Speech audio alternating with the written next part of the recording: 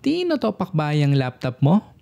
Well, this video is for you dahil sa videong to, bibigyan kita ng mga sikretong malupit para mapagana ulit yung laptop mong makulit.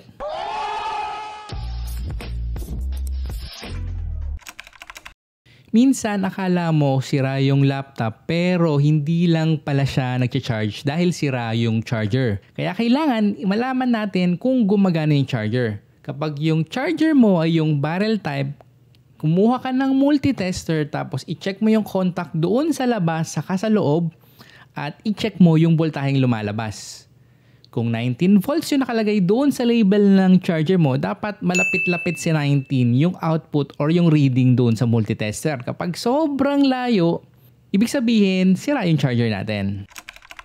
Kapag yung laptop mo nagbubukas na lang pag sinaksakan mo ng charger, mataas yung chance na sira na yung battery mo. Ang gagawin mo lang naman, papalitan mo na yan. May mga instances na kapag yung battery ay na-short or kaya nasira, ayaw magbukas ng laptop kahit saksakan mo pa ng charger yan.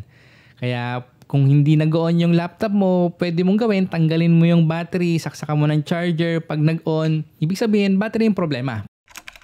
May mga pagkakataon din na kapag yung laptop ayaw magbukas, nagloloko yung RAM.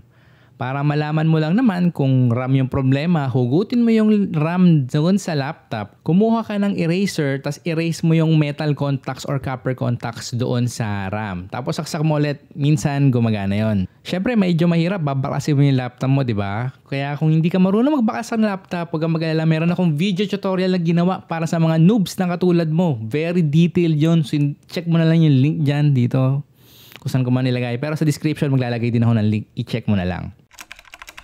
Kapag yung laptop mo rin ayaw mag-on, sinaksak mo yung charger, umiilaw, tapos pinipindot mo yung power button, hindi natutuloy, pwedeng mong i-check yung power button ng laptop. Merong mga ibang laptop na yung power button nasa keyboard. Gawin mo lang naman, palitan mo yung keyboard, i-on mo, kapag gumana, power button lang yan. Meron din namang mga laptop na nakahiwalay yung power button na may mga sarili silang mainboard. Pwede mong palitan yan, i-check mo kapag nag-on, power button yung problema mo.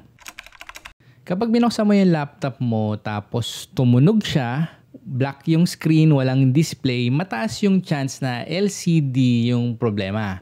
Para malaman mo kung ngayon nga ba yung problema, kailangan meron kang extra monitor or di kaya naman TV. Doon kasi sa gilid ng laptop may saksakan yan ng HDMI, USB-C, VGA or kung ano pa mga output yan. Sasaksak mo yung laptop mo doon sa gilid. Sasaksak mo kunwari HDMI yung TV mo, HDMI yung nasa laptop mo. Kuha kang HDMI cord, saksak mo yung HDMI, saksak mo sa TV, dapat may lumabas sa display doon. Tapos kapag may lumabas sa display doon, yung laptop mo wala pa rin nakikita, LCD yung problema, papalitan mo lang naman yan. Kapag yung laptop binuksan mo tapos after ilang seconds or after ilang minutes mamamatay, tapos kailangan mo pang hintayin ng ilang minuto bago ulit mag-on, tapos pag on ganun ulit, mataas yung chance na nag-overheat yung laptop. Yung laptop kasi nakaprogram yan or designed yan na kapag merong unusually high temperature doon sa motherboard mo, sa mga components, nagkukusa siyang mamatay hanggang lumamig. Nangyayari lang yon kapag yung laptop mo ay either sobrang dumi or di kaya naman expired na yung thermal paste. Ang gagawin mo lang naman para masolusyonan yan ay syempre lilinisin mo yung laptop mo saka papalitan mo yung thermal paste. Ngayon, kung hindi ka marunong ulit maglinis ng laptop, meron din akong video ginawa dyan. I-check mo lang ulit dyan or sa YouTube channel natin. May mga time din na kapag na-drain yung CMOS battery natin, hindi nagbubukas yung laptop. Ang gagawin mo lang naman, bumili ka lang ng CMOS battery, mura lang yan, 60, 50 pesos. Palitan mo, minsan gumagana yan. May mga pagkakataon din na kapag sira yung hard drive mo or yung SSD mo, hindi nagbubukas yung laptop. Ang gagawin mo lang naman, papalitan mo yung drive ng laptop. And then, syempre, hindi siya basta plug and play. Kailangan, pag pinalitan mo ng bagong drive yan, kunwari pinalitan mo ng SSD, kailangan mag-install ka ng Windows OS dyan para gumana. Then, syempre, pag i-install, hindi naman siya basta-basta. Kailangan may installer ka. Tapos, may step-by-step process yan. 2 video yun. I-check mo rin lang sa channel natin. Kapag binuksan mo yung laptop tapos may lumabas na blue screen or may sad face or may mga nakasulat na OS cannot be detected, tapos kung ano-ano pa, mataas yung chance na software lang yan.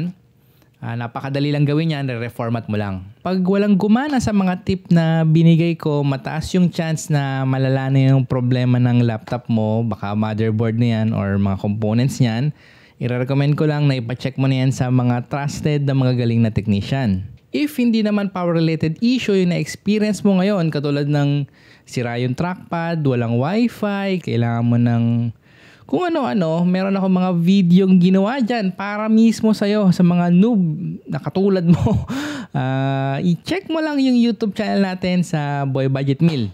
So hanggang dito na lang muna ako. Kita tayo sa susunod ng video. Paalam.